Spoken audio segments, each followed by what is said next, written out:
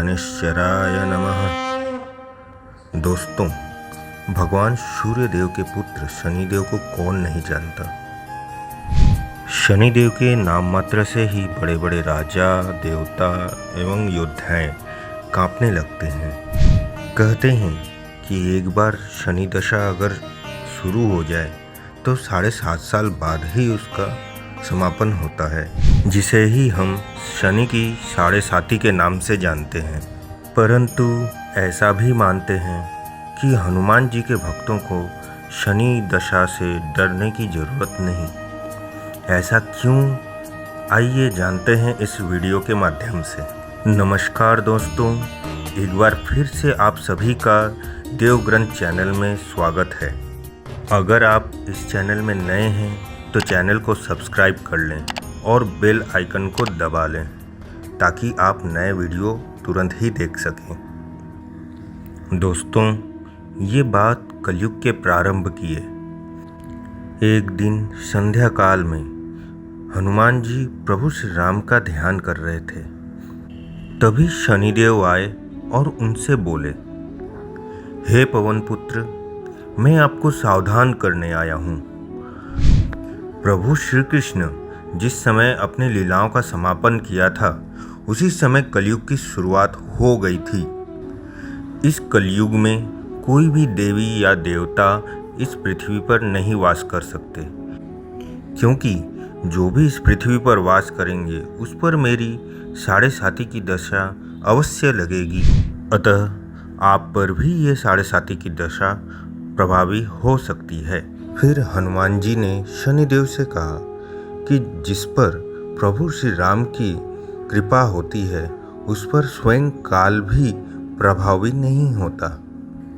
अतः आप मुझे छोड़कर कहीं और चले जाएं, क्योंकि मेरे शरीर पर प्रभु श्री राम के अलावा कोई और प्रभाव नहीं डाल सकता। हनुमान जी की ये बातें सुनकर शनिदेव बोले, प्रभु, मैं सृष्टिकर्ता के विधान से विवश हूँ।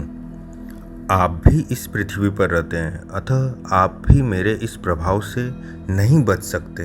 अतः आप पर मेरे 7.5 का प्रभाव अभी और इसी क्षण से प्रारंभ होते हैं, अर्थात मैं आज और इसी क्षण से आपके शरीर पर प्रभावी हो रहा हूँ। शनिदेव जी की बातें सुनकर हनुमान जी बोले, ठीक है शनिदेव जी, आप अगर यही उचित समझते हैं तो आप मेरे शरीर पे आ जाइए। परंतु ये तो बताइए, आप मेरे शरीर के किस अंग में रहेंगे। इस पर शनिदेव जी बड़े गर्व से बोले, मैं प्रथम 2.5 वर्ष प्राणी के सर पे विराजमान होता हूँ और उसकी बुद्धि हरता हूँ। द्वितीय 2.5 वर्ष मैं शरीर के उदर भाग में आकर शरीर को कमज़ोर करता हूँ और अंतिम 2.5 वर्ष मैं प्राणी के पैरों में बैठकर उसे भटकाता हूँ। इतना कहते हुए शनिदेव जी हनुमान जी के सर पर आकर बैठ गए, जिसके कारण हनुमान जी के सर पे खुजली होने लगी। इस खुजली से बचने के लिए हनुमान जी ने एक पर्वत सर पे उठाकर रख लिया।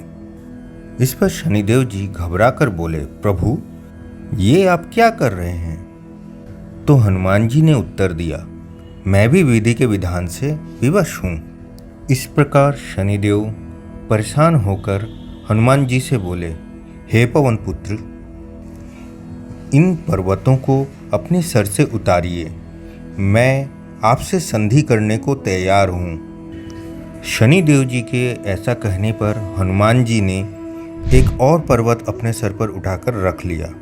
इतने बोझ के कारण शनिदेव जी परेशान होकर चिल्लाने लगे और बोले, प्रभु, मुझे छोड़ दीजिए, मुझे छोड़ दीजिए, मैं कभी भी आपके समीप नहीं आऊँगा।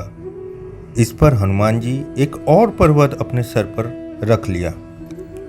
इस विपत्ति से बचने के लिए शनिदेव जी हनुमान जी से बोले, हे पवन पुत्र, मैं आज और इसी क्षण से आप तो क्या, आपको स्मरण करने वाले किसी भी प्राणी के समीप नहीं आऊँगा। शनिदेव जी की इस विनती को सुनकर हनुमान जी को दया आई और उन्होंने सभी पर्वतों को अपने स्थान पर रखकर शनिदेव जी को मुक्त कर दिया। दोस्तों, तभी से शनिदेव जी हनुमान जी एवं उनको स्मरण करने वाले भक्तों के समीप नहीं जाते हैं। तो मित्रों, आपको ये कहानी कैसे लगी, आप अपने कमेंट बॉक्स में लिखकर एवं लाइक बटन को दबाकर ज़रूर बताएं। धन्यवाद।